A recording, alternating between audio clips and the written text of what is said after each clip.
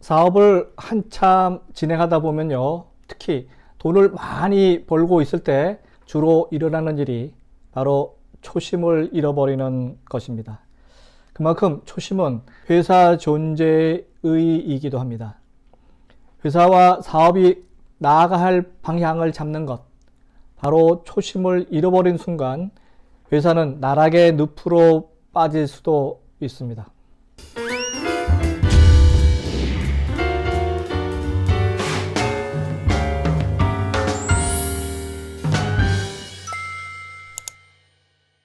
안녕하세요. 유통구단 김영호입니다. 사람이 살다 보면 잘 나갈 때 조심하라고 하죠. 항상 연애도 그렇고 사업도 그렇고 마찬가지입니다. 초심을 잃으면 사람도 잃고 사업도 잃어버릴 수 있습니다. 본업보다는 부동산 혹은 광고 홍보에 너무 힘을 쓴 나머지 본업이 망하는 일이 있을 수 있습니다. 첫 번째 사례입니다. 유코아 백화점의 과도한 부동산 매입 사례입니다. 한국에서 제2의 월마트라 불리며 승승장구하던 유코아가 몰락하게 된 직접적인 원인은 과다한 부동산 투자와 무리한 점포 확장이었습니다.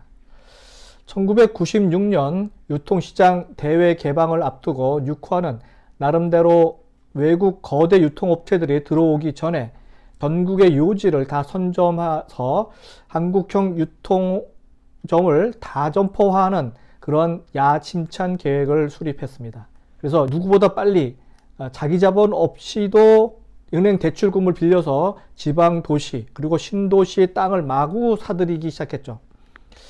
지금으로 해석하자면 갭투자 방식이라고 할까요? 그쪽에 더 열을 상당히 올린 셈이죠. 구매력, 유통 환경이 검증되지 않은 곳에 무리하게 선투자를 하면서 결국은 자금 압박, IMF가 오면서 자금 압박을 받게 되고 그것을 견디지 못하고 좌초하게 된 사례입니다. 그 당시 분당, 일산 등 신도시가 들어서면서 정부가 30대 재벌 그룹에 대해서는 부동산 투자를 금지하기 시작했거든요. 그래서 유코아를 비롯한 중견기업 사이에서는 부동산 투자가 열풍적으로 일어났습니다. 유코아가 부도날 당시에 32개의 킴스클럽 백화점이 있었는데요. 나대지가 30개가 될 정도로 얼마나 무리하게 부동산에 투자했는지 알 수 있는 대목입니다.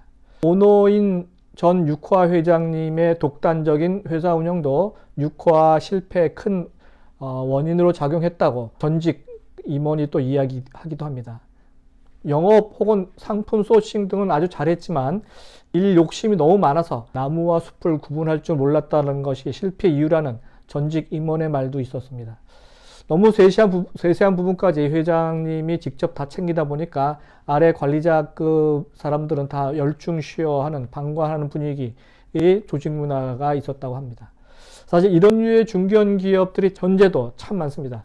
회장이 세세한 부분까지 챙기다 보니까 커다란 위험이나 혹은 그런 구조적 문제를 못 보고 지나가다가 외부 환경에 아주 큰 변화가 오게 되면 회사가 어려운 지경까지 가는 경우가 상당히 많습니다.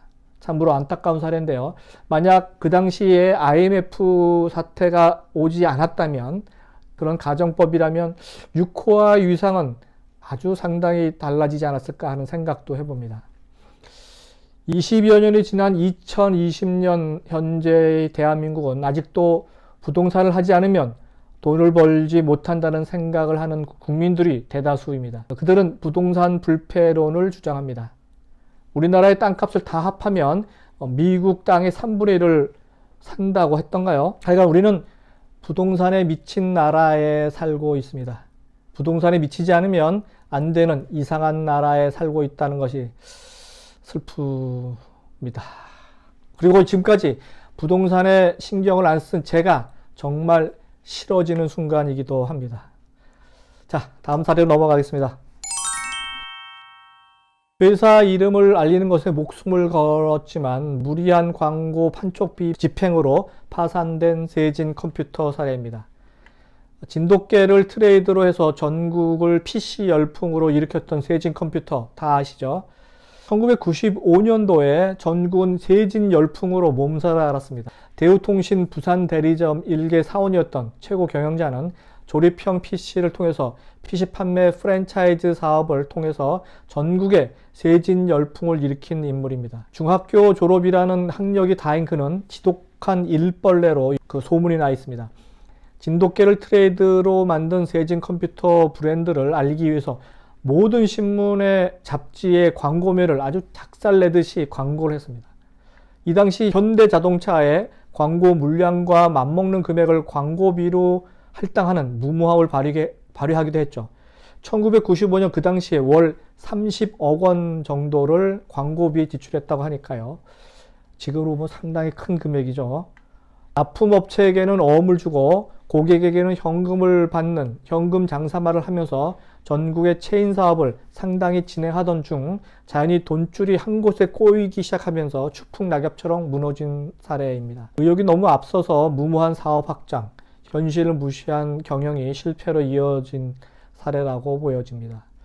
결과만 보면 세진 컴퓨터는 실패한 기업입니다. 그러나 초기 시장 진입 시에 보여준 패기와 열정은 아주 칭찬할 만합니다. 더욱이 조립 컴퓨터를 통한 사업 확장은 한국의 델 컴퓨터가 될 수도 있었어요.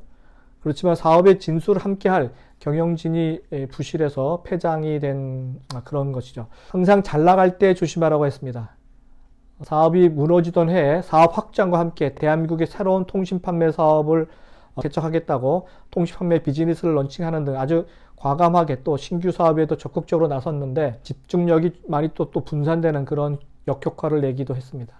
만약에 그 당시에 모든 업무를 시스템적으로 접근하고 디테일한 부분을 메꿔 갔다면 아마 지금쯤 왕성한 프랜차이즈 파워를 발휘하면서 컴퓨터 업계의 길이나로 남아있지 않았을까 하는 생각도 해봅니다. 그렇지만 대학 졸업하지도 않고도요, 능력이 된다면 그리고 열심히 일하면 국내 PC 시장 등 전문 시장을 장악할 수 있다는 긍정적인 선례를 남긴 사례이기도 합니다. 고객을 위한 평생 무료 교육 그리고 무상 수리 서비스, 이 두 가지 서비스는 정말 남다른 톡톡 튀는 아이디어였음에 틀림없어 보입니다.